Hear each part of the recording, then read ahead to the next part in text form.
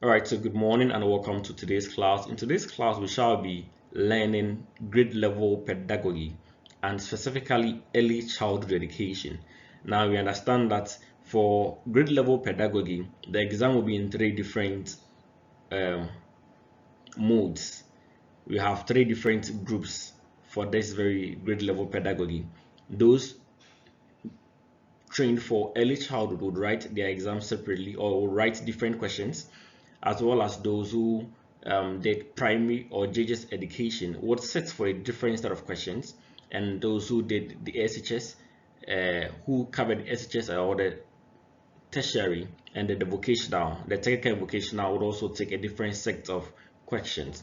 So this video is specifically meant for those who are going to sit for early childhood. Now, if you're going to sit for early childhood, you know that you're going to answer 100 multiple choice questions. Now, in this video, I'll attempt to help you get a full idea and understanding of what the exam will be about and how you'll be able to answer and pass the exam with ease. So quickly, let's look at the exam structure for the early childhood examination. Now, the exam will be based on eight topical areas.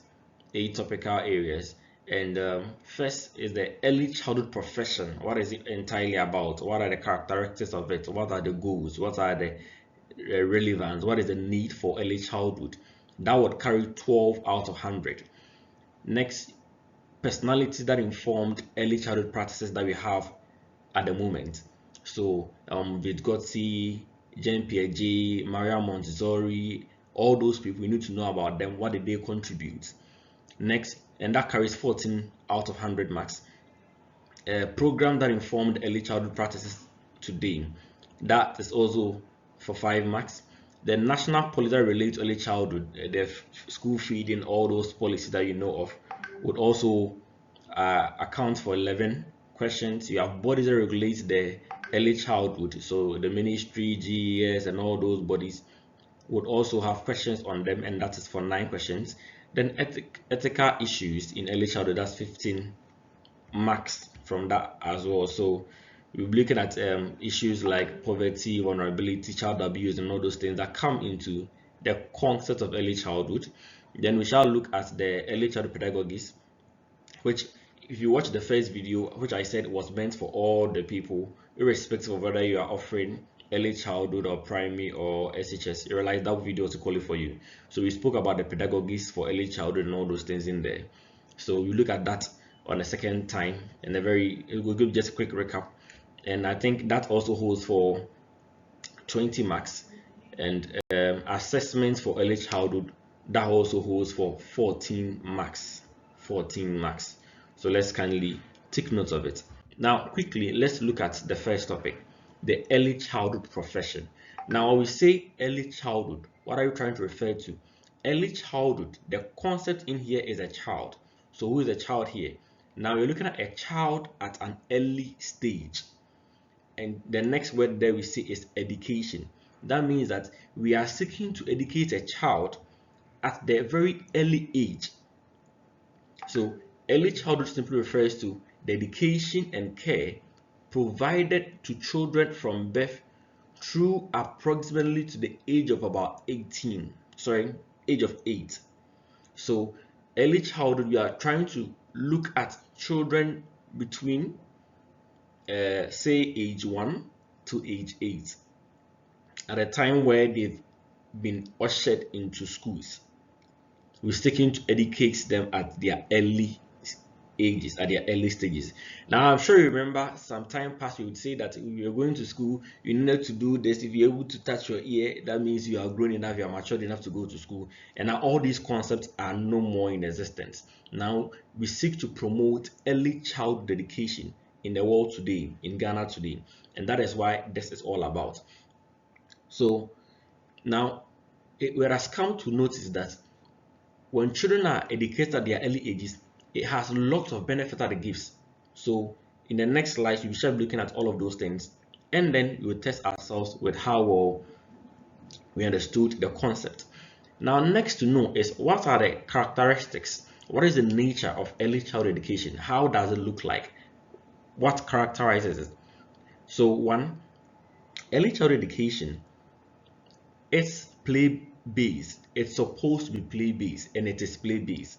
That is, children learn as they play. So if you want to teach younger children, then your concept, your method of teaching, your pedagogy must be structured in a manner that is play based, so that as the children play, by virtue of playing, they are learning. By virtue of playing, they are familiarizing themselves, they are getting new knowledge, they are developing a particular skill. That is how early childhood education is, and it's always supposed to be. So it's supposed to be play based. Also, it is characterized by a complete development system, that is holistic development. So in early childhood, we don't seek to only develop the cognitive ability of the children, we seek to develop their physical abilities, their psychomotor skills, we seek to develop their emotional intelligence, we seek to develop their social being, as in how friendly they are, how they can contribute, how they can work together among their peers. So you realize they'll be playing in groups and all those things. Now, it's supposed to be holistic. It's not supposed to be one way. It shouldn't be only book, which of course cognitive, even at that time, the cognitive development would not be as fast as the other social one. So it's supposed to encompass all while the child is growing. Next is that it is child-centered. Now the concept in the name itself is early childhood. So the teaching and everything that you're going to offer to such people supposed to be the child-centered, not teacher-centered. So if you stand before them and you talk plenty, do everything all by yourself, before you realize, the students in KG2 would be sleeping on their tables while you are talking. And today it is very true that when you go to many of our basic schools, in the early childhood, in the KG, in the kindergarten, in the nursery, you realize that the teacher would let the students sleep, all because when they start to teach, they would all sleep. Now the reason is that he's not engaging them, so they don't really feel part. Everything is teacher centered. And when we understand this and then decide to change the system and make it a child centered, you realize they would all be able to contribute and participate in the class. Also, it's supposed to happen in a nurturing and supportive environment. Early childhood happens in a supportive environment. You realize that the children are very young, they can do things on their own. So everything that they can do, everything they'll be able to do, you need to create an environment that in that environment they feel supported. Whatever thing that they ought to do, you are there to assist them. Now you are there. The you here I made mention of could be you, the teacher, could be the parent, could be anyone, or even a guardian, would all come in to support the child. This is a state the child cannot be fully independent. The child is dependent in their learning. So if you decide to let them alone, you will not do the child the good. So it is characterized by a supportive and nurturing environment. Also, socialization. I've said earlier that in the early ages of the child needs to be able to socialize with others, and in that socialization, they are gaining more social skills and ability to work with others, ability to work and study with others. That is more reason why when we go to the KGs and nurseries, often we advise that the sitting arrangement should not be the rows and columns. Rather, it could be circular so that they would all come together, share ideas in that regard. Also, one concept we need to appreciate is that when it comes to early childhood, it is mainly characterized by language and communication development. One thing that is very common is that when a child is born, before you realize, no one would want to teach the child a particular language, but by virtue of the child being within an environment where a particular language is spoken, the child picks up the language even before going to school. So as part of it, the early childhood is characterized by language and communication development. They learn to communicate, learn to speak, they learn to listen, and all that. Also, in the formal setting, it is equally characterized by early literacy and numeracy. So, in early childhood, basically, when we go to the schools, what happens is that at those levels, we are only concerned about literacy and numeracy. They must know basic numbers. They must know basic um, grammar or language. So here you realize they'll be shown A, B, C, D, the alphabets. They'll be taught shapes, colors, and all this. So these are basic things that they're supposed to know. So at that KGs and nursery level, the education is characterized by this as well. Also, it is also characterized by individualized learning. What here sticks to me is that teachers are supposed to give individual attention to learners. So it is very common. We see even this even in our public schools that a teacher would now go around, would sometimes even have to hold each child's hand and write. Let them be able to know how to write. So you need to pay individual attention to learners at this stage. Also, what we can't also overemphasize is the parental involvement. This is a stage where we need all hands on deck. So all stakeholders must be involved and are involved in the early childhood. So parents equally, we need the collaboration of parents to also create an enabling environment for the children even while they are home. Also, a hands-on experience. So students have said at this stage that they learn as they play, as they engage in it. So they learn by that. It's also characterized by respect, and also is a smooth transition for them to enter into the formal education. Now, the next thing to consider is why must we educate children early? Now, a child is, let's say, a year and a half old. The child is being sent to school. Why are we educating the child at an early stage? One is that it helps their brains to develop very well. So it helps with brain development. It helps with their cognitive development. It also makes the child ready to learn. It also stirs up the child's interest for learning, and that would achieve the goal of lifelong learning. So you realize that if a child is, say, 8 years and now is taken to school, let's say even class 1, before the child realizes, other colleagues that he's in class with, they are all younger, and before you realize, we have this the child will at a point now feel he does not belong to the people he's with in the class, and would by time lose interest in going to school. And what that will be very that will affect us as a country so much. So when we take children to school early, it helps or to attain what we call the lifelong learning expectancy of the country and of the um, body that regulates education. Also, it helps in language development. We have said earlier, it helps them to be disciplined and also develop social and emotional uh, skills, how to relate to people, and also they become very disciplined because when you go to school, at least if you hear nothing, you hear keep quiet, don't do this, don't do that. So they now tend to even reduce their and some money that they do in their houses. So many children, when they are home, they can be very stubborn at times, but I realize when they go to school, they become very quiet, very silent because of the discipline that they are introduced to in the schools. Now, what are some of the principles of early child education? Now, these principles are just similar to now all the things we are doing in the various subheadings about the early child profession, they are all similar and related. So you realize most of the explanations may be same as only that in explaining you'd now be able to know that in this case you are is the same point though, but you channel it this way or that way. All right. Now, the principle of early child education. Now, one is supposed to be fun and exciting. It's play-based, of course, so that should be the case.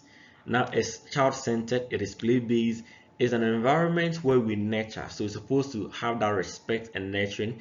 There should be active learning. Active learning simply means that the learner is actively involved in the learning process. We've also mentioned individualized learning as a principle. It was also a characteristic. So here, people have their own pace at which they learn. So you must plan your lesson according to you helping them move at their own pace. Collaborative learning. I said earlier that in early childhood days or in era, it is advisable that the students sit in groups so that they are able to collaborate and hence are able to learn very well. We also mentioned of parent and family involvement earlier. Now, what is the goal? For what reason? So the goals are just like the goals we seek to attain are quite similar to the reasons why we educate students early. So for social and economic, emotional development, for cognitive development, for language and communication skills, for early literacy and numeracy, for physical development, creativity and imagination, curiosity and love for learning. We have mentioned all these earlier. Now, what are some of the attributes of early childhood education? Now, with these attributes of the personal dimension, we have the educational dimension, the public dimension, and the professional dimension. So first, let's look at the personal dimension of the early childhood attributes. Now, the personal dimension of early childhood profession refers to the essential qualities and attributes that educators and professionals working with young children should possess. Now, this means that I am a teacher posted into, let's say, Rara Emmy primary school. I am sent to class 1 or sorry, KG1 to go and teach. What are some of the personal qualities that me, myself as a teacher, must possess? So, one, as a teacher who is posted into that KG, I must be empathetic. I must have empathy. I must have patience. I must be flexible. I must not be so rigid. I must not be changing against these children. I must be creative enough. I must respect these younger ones. Though they will say they are young, we should respect them. We should have value for their cultural backgrounds and everything. We should not discriminate amongst them. We must know how to communicate with these children. And with everything we do too, we must be able to, or we must all the time engage in what we call reflective practice. That is, um, assume I'm teaching, then I just maybe ask myself in my mind, is it really going well? Are people really understand what I'm saying? That is reflective practice. So it could be before the lesson, during the lesson, after the lesson. At every point in time, it is advisable that as you teach uh, in the early children, you must engage in that. And this concept cuts across all levels of education. Then you must be a professional. You must be a professional. Now, today, many schools would not entertain you to play with their early childhood levels, their KG, their crèche, their nursery. They would not allow you. You must act as a professional. Then you must have passion for what you're doing. So now, all these we are saying, NTC, in coming to the questions, they can set a very nice preamble, very nice story, but they expect that you should know that as a professional teacher who is sent to teach early children, you must have these skills, you must have these personal attributes, you must have these personal qualities, and that would help you in the work you're going to do. Next is the educational dimension.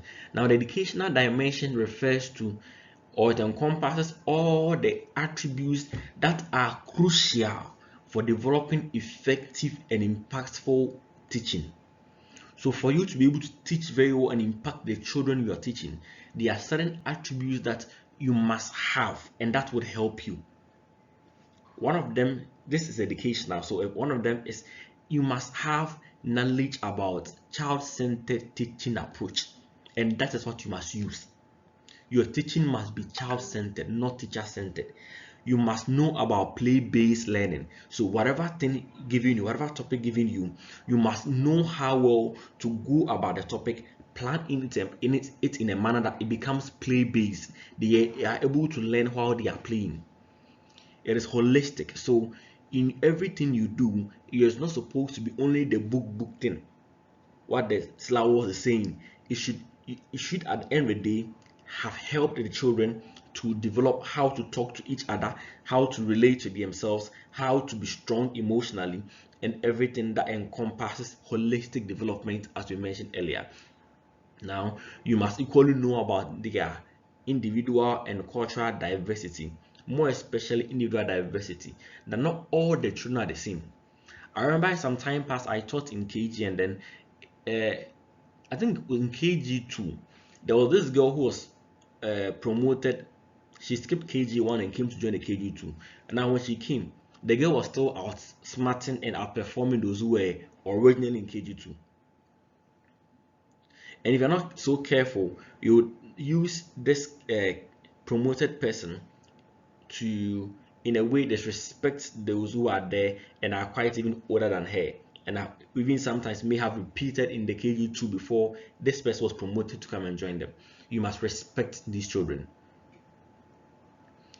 Now, responsive teaching. So in your teaching too, you must be very responsive to the needs of the learners. That's why we said earlier that the teaching should be individualized. It should be focused on their individual needs and help them to progress at their own pace. You need to be assessing them all the time and documenting it so that you can know the progress of these younger ones. Now, you must also engage in CPDs, that's continuous professional development, that would help you to be updated with every new knowledge and skill that would help in early childhood. Then also, you must advocate that children who are young be brought to school. So you see a parent who has brought a child, let's say in class 1 to school, the child at the back is about 3 years old, on school.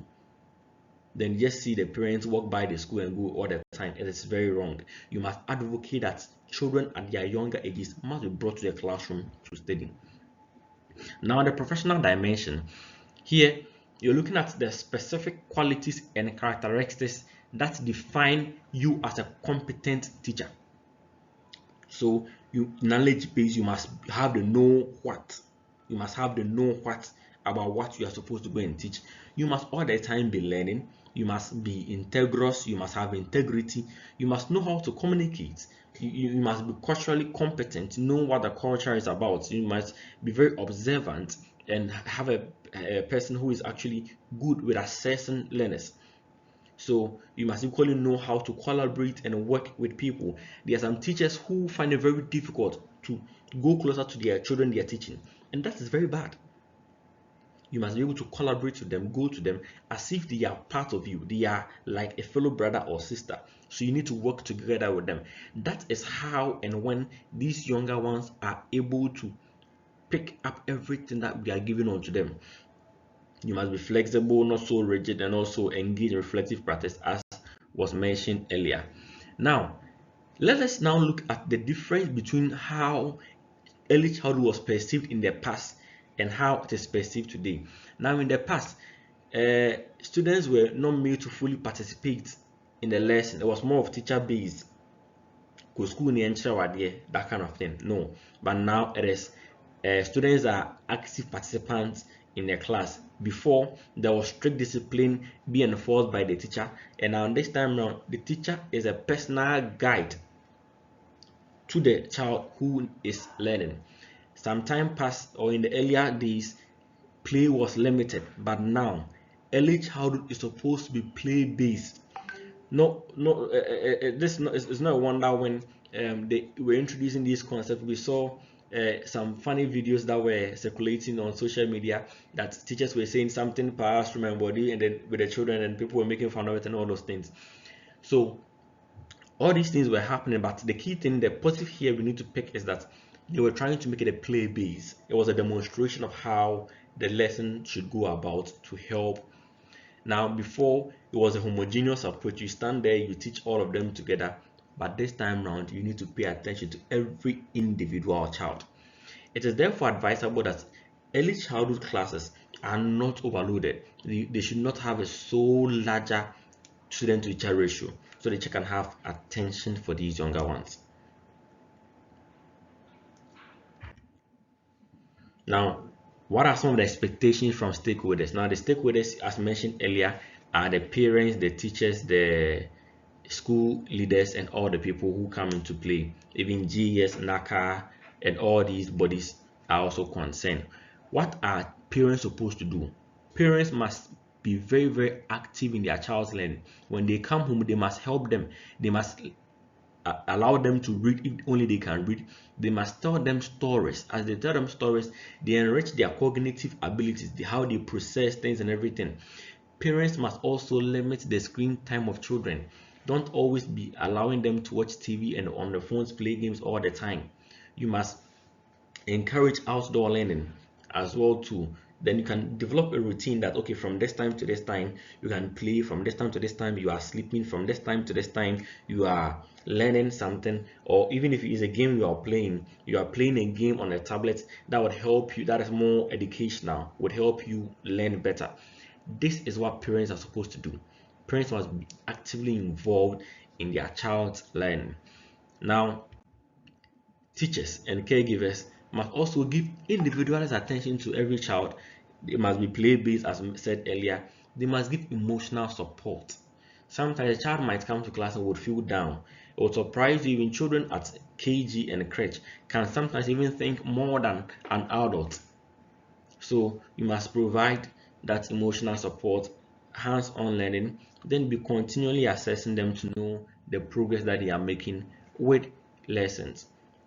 Now, when I say administrators and school leaders, I mean headmasters and all the people, the district education officers, and all the people who come into being GES and all those. So they must, one, enroll professional development course for teachers to learn and advance themselves in early childhood. They must also provide a safe and stimulating environment where students can be safe and also be learning very well. They must also be able to facilitate a better communication between parents and teachers. So parents are able to expect feedback from teachers. Teachers are also able to give feedback to parents with ease. The school must be equipped with all the resources that they will need to study, and this would help. So by so doing, we create a positive climate between the school and the society. Now, this has been addressed earlier in earlier videos, so I don't have to spend time so much on that. There must also be early intervention programs and also advocacy for early childhood, and this would help us achieve what we want to achieve. Now, a few questions, about 6 of them. Let's see. Which is one of the recommended practices for parents to enhance young learners' success in early childhood education? A. Provide excessive screen time. B. Provide a nurturing and home supportive environment. C. Avoid reading aloud to the child. D. Discourage outdoor play. Yeah, we have said all these things earlier. Number 2. What should teachers and caregivers prioritize in early childhood education? Standardized testing, hands-on learning, rigid and structured curriculum, limited emotional support. How can parents actively engage in their child's education? Attend PTA meetings, avoid involvement in school activities, delegate all educational responsibilities to teachers, limit communication with teachers. What is an essential aspect of play-based learning in early childhood education? Memorization of facts and figures, building a positive relationship with peers, focusing solely on academic subjects, eliminating creativity and imagination. 5. What type of environment should teachers aim to create in the classroom? A competitive and stressful atmosphere, a safe and nurturing environment, an environment without emotional support, a setting with limited interactive activities. Final question. Why is continuous assessment important in early childhood education? A is to rank students up based on their performance. B is to identify and address learning challenges early on. C is to increase pressure on the learners. And D is to discourage individualized learning. Now, these are a few questions to test your understanding. All these questions have been answered, and I would quickly send you the answered questions, about 30 of them. Please watch the video, understand. I've answered all the questions for you. Just read them, read them, read them. You'd go and meet these, some of these things, and then you realize if you did not learn, you have really made a big mistake. So thank you very much for your time and attention. That is where we bring today's lesson to a close. Thank you, and see you another time. Bye bye.